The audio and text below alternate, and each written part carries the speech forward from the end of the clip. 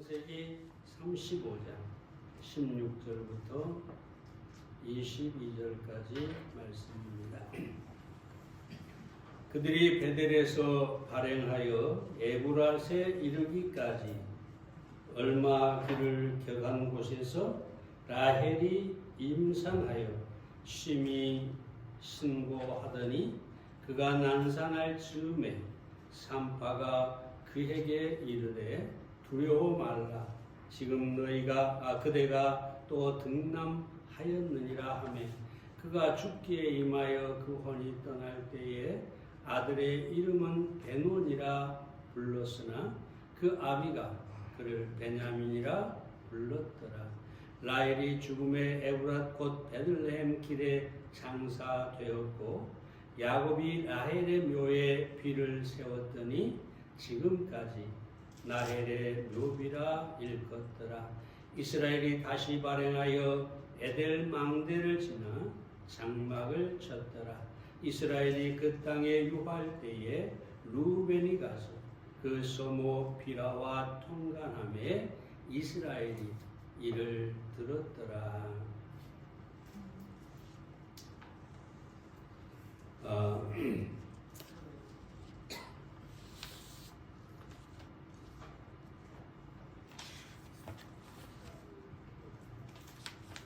야곱은 베델에서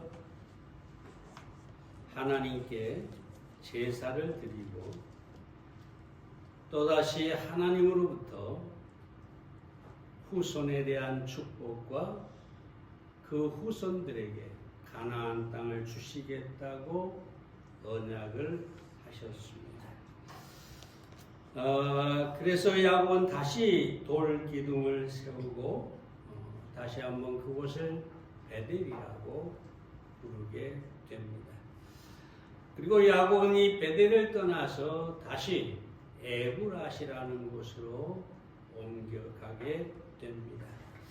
그 과정 속에서 야곱에게 여러 가지 애환이 있게 됩니다.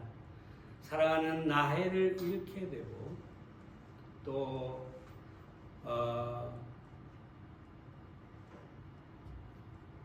아들 르후벤이 야곱의 첩과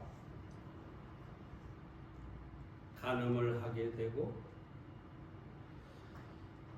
그리고 야곱의 아비 이삭이 죽음을 맞게 됩니다. 오늘 우리는 이 야곱의 여러 가지 애환 가운데서 그래도 야곱이 야곱으로서가 아니라 이스라엘로 살면서 승리하고 복된 삶을 사는 것을 우리가 보게 됩니다. 여기서 몇 가지 우리가 야곱의 애환 속에서 그의 태도에 대해서 생각을 해보겠습니다. 첫째로 우리는 축복하는 사람이 되어야 합니다. 19절 말씀을 보겠습니다. 그가 죽기 전에 임하여 그 혼이 떠나려 할 때에 아들의 이름은 베논이라 불렀으나 그 아비가 그를 베냐민이라 불렀더라. 라헬은 야곱이 가장 사랑하는 부인이었죠. 그런데 에브랏으로 가는 길에 베냐민을 낳다가 둘째 아들을 낳다가 산통으로 죽음을 맞이하게 됩니다. 근데 그렇게 죽어가면서 자기가 낳은 아들의 이름을 베논이라고 합니다. 이 베논이라는 말은 나의 슬픔의 아들, 고통의 아들, 이런 뜻입니다. 아마 라헬은 자신의 죽음과 함께 자기가 죽는 것도 고통이었지만 어미가 없이 태어나자마자 어미 없이 살아갈 이 아들을 바라보면서 아마 베논이라 그렇게 했을 것이라는 생각이 듭니다. 그런데 놀라운 사실은 야곱은 라헬이 베논이라고 부르는 이 아이를 베냐민이라고 부릅니다. 베냐민이라고 하는 뜻은 오른손의 아들이라는 뜻입니다. 너는 내 오른손의 아들이다. 여러분, 성경에서 이 오른손이 의미하는 것은 정말로 총애한다는 것입니다. 그리고 능력을 갖게 된다는 것입니다. 너는 비록 어머니의 죽음 가운데서 태어났지만 너는 오른손의 아들로 복을 받게 될 것이다. 총애를 입게 될 것이다. 너는 능력 있는 아이가 될 것이다. 다시 말하면 야곱은 자기가 가장 사랑하는 아내를 잃었습니다. 이렇게 생각할 수도 있죠. 어떤 사람들은 네 때문에 내 사랑하는 아내가 죽었다. 이 어미를 잡아먹은 아들이라고 생각하고 미워할 수도 있지. 근데 야곱은 결코 그렇지 않습니다. 그런 극한 슬픔 가운데서도 그 아들의 이름을 베냐민이라고 한 것입니다. 그러나 여러분, 슬픔과 고통은 원망을 가져오게 되고 저주하는 마음을 갖게 합니다. 여러분이 사실은 라헬을 아내로 삼기 위해서 야곱은 14년을 머슴살이를 했어요. 처음 7년은 머슴살이를 했는데 라반에게 쏘아가지고 라헬을 얻지 못했어요. 그래서 다시 7년을 봉사하고 그리고 나서야 라헬을 아내로 얻습니다. 작년 14년. 얼마나 이 라헬을 사랑했으면 그런 수고를 아끼지 않았겠어요. 그러면서도 이 야곱은 7년이 수일 같았다. 날마다 라헬을 바라보는 것만으로도 그의 모든 수고가 다 사라졌다는 거죠. 이처럼 사랑했던 라헬을 잃었는데 그는 라헬을 죽음에 이르게 한 이 베냐민, 그를 결코 원망하거나 저주하지 않습니다. 오히려 그를 축복하고 있는 것을 우리가 보게 됩니다. 그럼 어떻게 야곱이 이렇게 축복할 수 있었을까요? 야곱이 그 자신이 이미 축복을 받았기 때문에. 야곱으로 살 때는 하나님의 축복을 확신하지 못하고 그저 속이고 빼앗고 이렇게 살았죠. 근데 이제 이스라엘이 되고 베델에 와서 하나님과 함께 살면서 그는 하나님으로부터 받은 축복이 확실하다는 것을 알았습니다. 또 실제로 많은 축복을 받았습니다. 이 축복받은 야곱의 마음에 원망이나 저주가 자리 잡을 수가 없었습니다. 사랑 여러분, 요셉을 보세요. 자기를 팔아먹은 형제들이 자기가 총리가 되었을 때 애국을 찾아왔어요. 곡식을 사러 왔어요.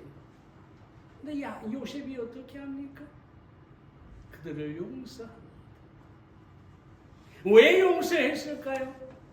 요셉은 이미 하나님의 뜻이 무엇인지를 알았고 하나님으로부터 축복을 받았기 때문입니다.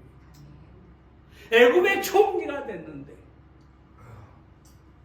그 축복 속에서 형제들을 용서하고 그들에게 더 많이 베풀어주고 축복하는 요셉을 볼 수가 있습니다. 다시 말씀드리면 우리가 축복하는 사람이 되려면 먼저 축복을 받아야 합니다. 근데 우리 그리스도인은 이미 축복을 받은 사람들입니다. 우리가 가난하든 때로 병들었든 때로 우리 앞에 많은 어려움이 있다 할지라도 분명한 한 가지 사실은 우리는 하나님으로부터 복을 받은 사람들입니다. 왜요? 우리는 이미 영생을 얻었기 때문입니다. 세상에 무엇으로 어떤 복으로 우리가 받은 이 영생을 바꿀 수가 있겠습니까? 우리는 영원한 생명을 이미 받았어요. 우리가 오늘 계속 찬송했지만 우리는 죄 사함을 받았습니다.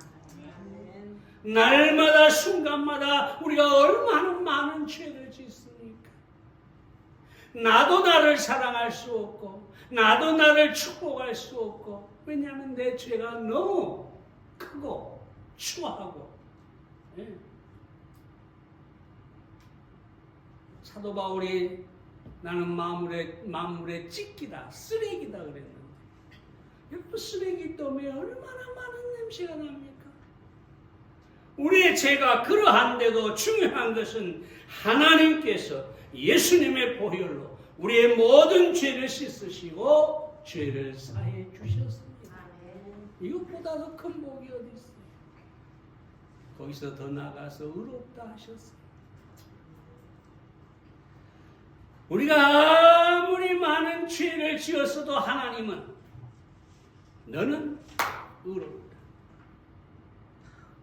우리가 믿는 순간에 한 번도 죄를 짓지 않는 사람으로 하나님께서 판단하시고 그렇게 여겨주신다는 것입니다. 지금 우리는 의의 복을 받은 사람들이에요. 네? 천국의 복을 받은 사람들이에요.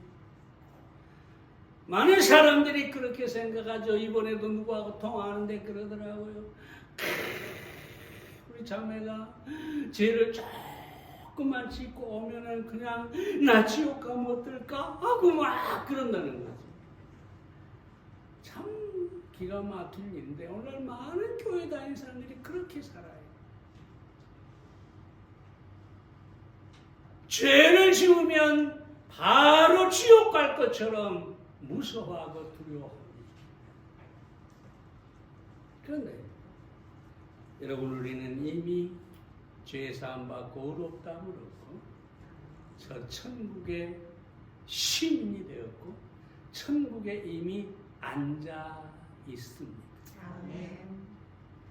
앞으로 가서 앉을 것이 아니라 이미 앉아 있어요. 우리는 천국에.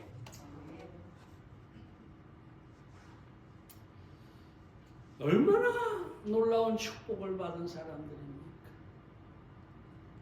근데 우리가 만약에 이 세상의 것들만 바라보면서 우리가 나는 왜 이리 가난해? 나는 왜 이리 약해? 나는 왜 이렇게 성공하지 못해? 그런 생각으로 가득하면 우리는 원망과 저주가 우리에게 가득 차게 될 것입니다. 그러나 우리가 이미 받은 세상에서 어떤 삶을 살든 우리가 이미 받은 은혜의 축복, 영적인 이런 놀라운 축복들, 이것들을 우리가 늘 묵상하고 늘 감사하고 살면 우리는 야곱처럼 다른 사람을 축복하며 살 수가 있게 될 것입니다. 여러분, 저주하며 사는 사람, 원망하며 사는 사람보다 축복하며 사는 사람이 복된 사람이고 행복한 것입니다. 축복하십시오. 우리는 축복할 충분히 그런 이 복을 받은 사람들이므로 우리는 항상 축복하는 사람이 되어야 되겠습니다. 두 번째로 우리는 온유한 사람이 되어야 합니다. 22절 말씀 봅니다. 이스라엘이 그 땅에 유할 때에 루벤이 가서 그 성읍 비라와 통관함에 이스라엘을 들었더라. 루벤은 야곱의 장자죠. 여러 가지 이유가 있겠지만 이 장자가 야곱의 첩과 간음을 했어요. 일어나서는 안 될 일이 일어나 버린 것이죠. 그것도 하나님의 사람인 야곱의 집에서 이런 엄청난 죄가 일어난 것입니다. 야곱의 시대에도 마찬가지지만 성경에는 나중에 율법에 의해서 이렇게 얘기합니다. 레기 18장과 20장에 있는 말씀인데요. 그러한 자는, 그러니까 루벤이나 비라 같은 사람들은 돌로 쳐서 죽이라고 되어 있습니다. 돌로 쳐 죽여야 합니다. 그것이 루벤과 비라의 운명입니다. 그렇다고 해서 야곱을 비난할 수 있는 사람은 아무도 없습니다. 그런데 야곱은 이러한 사실을 듣고도 루벤과 첩비라를 죽이지 않았습니다. 다만 루벤은 이 일로 장자권을 박탈당했어요. 그리고 비라는 다시 야곱이 가까이 하지 않았습니다. 나름대로 그것이 하나의 흉벌이 될 수도 있겠죠. 근데 제가 여기서 여러분께 드리고자 하는 말은 어떻게 이 야곱이 그 고통, 그 분노를 참을 수가 있었을까? 아마 저만 같아도 참을 수가 없을 것 같아요. 당장 쳐 죽였을지 모르지. 야곱은 그걸 참습니다. 어떻게 그럴 수 있을까요? 22절에 보면 이렇게 얘기합니다. 이스라엘이 이를 들었더라. 나는 여기에 해답이 있다고 생각합니다. 성경에 보면 야곱이 들었더라 그러지 않고 이스라엘이 들었더라 그럽니다. 야곱은 남의 것을 빼앗는 사람이죠. 자기 것을 잃고 결코 손해볼 사람이 아니죠. 근데 야곱이 들은 게 아니라 이스라엘이 들었더라. 이스라엘은 누굽니까? 야곱이 하나님을 이기고 얻은 이름이죠. 그렇죠? 이걸 우리가 말씀드리면 이건 뭐냐 하면 야곱 때는 미숙했지만 자기의 분노를 다스릴 수 없는 사람이었지만 이스라엘이 된 뒤에는 그는 성숙한 인격, 성숙한 성품으로 변화가 되었다는 것입니다. 그래서 아들을 죽이지 않고 첩도 죽이지 않게 되었다. 그렇게 볼 수가 있습니다. 자, 여러분, 우리는 영적 성숙이 있을 때 분노를 다스릴 수 있게 됩니다. 갈라디아 2장 16절에 보면 내가 그리스도와 함께 십자가에 못 박혔나니 그런즉 이제 내가 산 것이 아니요 내 안에 그리스도께서 사신 것이라. 우리가 잘 아는 말씀인데 여기에 열쇠가 있습니다. 이것을 야곱과 대비해서 말씀을 드려본다면 야곱이 그리스도와 함께 십자가에 못 박혔나니 이제 야곱이 산 것이 아니라 야곱 안에 그리스도 하나님이 사신 것이다. 여러분 생각해 보세요. 내가 살면, 내 자아가 살면 억울한 일을 당했을 때 분노하고 원망하고 저주하고 견딜 수 없어 하겠죠. 근데 내 안에 그리스도가 산다. 예수님께서 내 안에 산다. 내 모든 생각을 지배하고 마음을 지배하고 나를 다스린다. 그리스도가 살면 분노와 원망이 아니라 뭐가 나올까요? 온유함이 나옵니다. 이 온유라고 하는 것은 우리가 잘 알지만 셀프 컨트롤, 내 자신의 마음, 감정을 다스리고 거기에서 나오는 부드러움을 말합니다. 예수님이 내 안에 살면 내 감정을 다스리고 내 분노를 없애고 내 원망도 사라지게 하고 그리고 따뜻하고 부드러운 마음을 갖게 한다는 것입니다.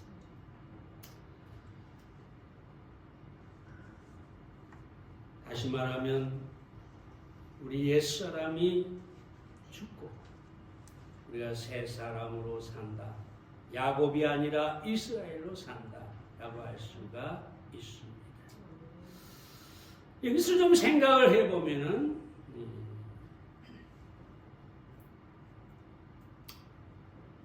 초대교회 교부 크리스토스톰은 이렇게 얘기합니다. 온유는 사람들에게 그릇된 대우를 받고 잘못 취급받아 상처를 받았을 때 복수할 수 있는 힘이 있음에도 불구하고 이를 간과하는 능력이다. 누가 나한테 해를 가해요, 욕을 해요, 나를 때려요, 나를 쳐요, 내게 내 것을 뺏어가요. 자, 이런 일을 당했을 때 내가 충분히 복수할 수 있는 힘이 있어요. 근데 그 힘이 있음에도 불구하고 복수하지 않는다는 거죠. 이게 온유라는 것입니다. 온유. 성경은 뭐라고 합니까? 너희가 핍박을 받을 때에 오히려 핍박하는 자를 위하여 기도하라고 합니다. 축복하라는 얘기죠. 이건 우리가 할 수 없는 일입니다. 불가능한 일입니다. 다만 조금 전에 말씀드린 것처럼 그리스도가 우리 안에 살 때 가능한 일입니다.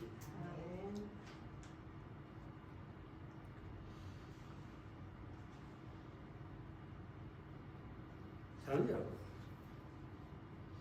우리는 온유한 사람이 되어야 합니다. 정말로 하나님 앞에 온유한 사람이 되어야 합니다. 이런 얘기를 해도 되는지 모르겠지만 저는 늘 온유하려고 하는데 안 됩니다. 요즘은 조금씩 바꾸려고 합니다만은 야구를 보다 보면 말로 해서 충분히 이게 점수를 빼는. 어제 같은 경우도 양현종이 그 야구로 치면 노인이에요, 노인. 네? 그 노인 그 할배 투수가 그렇게 잘 던졌는데 말로 해서 점수를 못 빼고 졌습니까? 끝까지 화가 나서 안 봐버렸는데. 무승부예요. 무승부? 그나마 다행이네.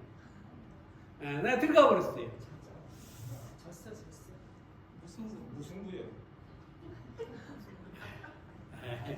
이러다 무승부냐 졌다 논쟁을 하겠는데 어쨌든 간에 저는 지금도 그렇게 화를 자세히 못할 때가 있어요.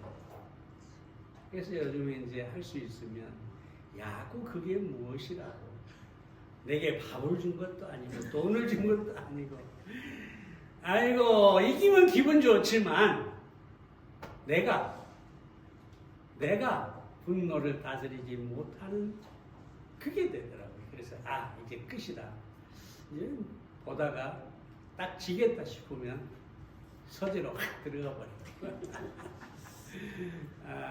어찌됐든 간에요. 우리는 수많은 상황에서 분노가 되고 누군가를 원망하고 저주하는데, 우리는 그리스도가 내 안에 사는 온유한 사람이 되어야 합니다. 우리는 야곱이 될 것이 아니라 이스라엘이 되어야 합니다. 세 번째로 간단히 말씀을 드리겠습니다. 우리는 평화의 사람이 되어야 합니다. 28절 29절 말씀을 봅니다. 이삭의 나이 180세라. 이삭이 나이 많고 늙어 기운이 지나매 죽어 자기 열조에게 돌아가니 그 아들 에서와 야곱이 그를 장사하였더라. 이삭은 이제 야곱이 아니라 이삭 얘기를 해보겠어요. 180년을 살았어요. 대단한 장수를 했죠. 근데 이삭의 생애, 180년을 산 이삭의 생애를 한마디로 딱 정의하면 평화의 사람이다. 다투고 싸우고 갈등하고 그런 인생이 아니라 평화의 사람이다. 저는 가끔 이런 생각을 해요. 난 그래도 참 복받은 사람이다. 6.25 전쟁이 딱 끝나서 태어나고 53년생이니까, 그리고 지금까지 뭐 이제 개척을 하고 목회를 하면서 가난도 겪어보고 했지만 이 나라가 이렇게 평화로울 때, 이 나이까지 살았으니 괜찮다, 감사하다 이런 생각을 하는데, 이삭은 진짜 평화의 사람이었어요. 다툼도 없고 전쟁도 없고. 왜 이삭이 그렇게 평화의 사람이었을까? 몇 가지만 찾아보면, 먼저는 이삭은 늘 묵상하는 사람이었어요. 성경에도 묵상하다가 이브가를 만났다고 그러죠. 묵상이란 뭐냐? 늘 하나님이 어떠하심, 하나님의 축복, 이런 것들을 늘 생각하고 기도하는 사람이었다. 그런 뜻입니다. 미국의 헨리 비처라는 목사가 이렇게 얘기합니다. 아침에 일어나서 하는 기도는 하나님의 축복의 금고를 여는 열쇠이며, 밤의 기도는 주님의 품 안에 들어가 잠그는 자물쇠 역할을 한다. 늘 하나님을 묵상하고 늘 기도하는 사람은, 여러분, 자물쇠가 채워지면 강도나 도둑이 들어올 수가 없잖아요. 평안한 삶을 살게 됩니다. 여러분, 묵상하시기를 바랍니다. 뿐만 아니라 하나님과 연합해서 살았어요. 헤브론에 살았어요. 헤브론이라는 뜻이 뭐냐면 연합이라는 뜻입니다. 연합. 하나님과 이삭이 연합한 삶을 살았다. 그래서 이 이삭은 늘 그 연합 가운데서 하나님과 함께 하나님과 함께 동행하는 삶을 살았다. 그래서 평화의 삶을 살았다. 그렇게 말할 수 있습니다.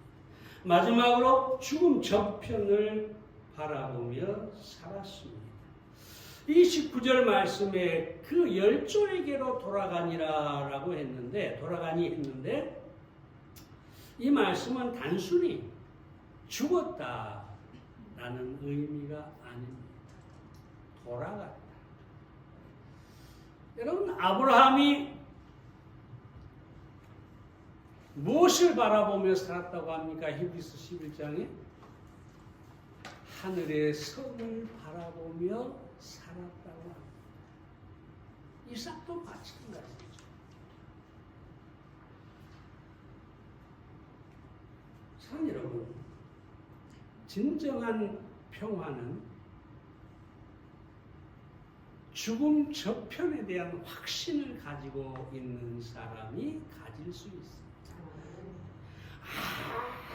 아무리 인생을 편안하게 즐겁게 살지라도 죽음 앞에 서면 그 모든 평안을 깨지는 것입니다. 두려워지겠죠. 그런데 천국을 이미 소망하고 천국에 대한 확신이 있는 사람들은 깨질 수 없는 평화를 가지고 있어요. 깨질 수 없는 평화.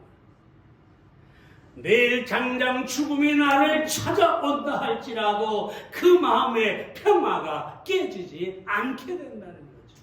왜? 하나님께로 돌아가는 것입니다. 우리가 천국으로 본향으로 돌아가는 것이기 때문입니다. 죽음은 소멸하는 것이 아니라 하나님께로 돌아가는 것이기 때문에 그 평화는 영원히 우리가 죽음 앞에서도 간직할 수 있게 되는 것입니다. 예전에 한번 얘기했습니다만 얘기만 하고 마치겠습니다. 기도의 사람 오할레스비 목사가 여러분 기도하십시오. 죽음이 아름다워질 수 있도록 기도하십시오. 아름다운 죽음이 뭘까요? 두려움이 없는 죽음이죠. 죽음을 편안하게 맞이할 수 있는 그런 죽음이죠. 그러면서 이분이 그런 예를 하나 얘기합니다. 이 할레스비 목사의 고향에 참 신앙이 좋은 할머니 한 분이 있었는데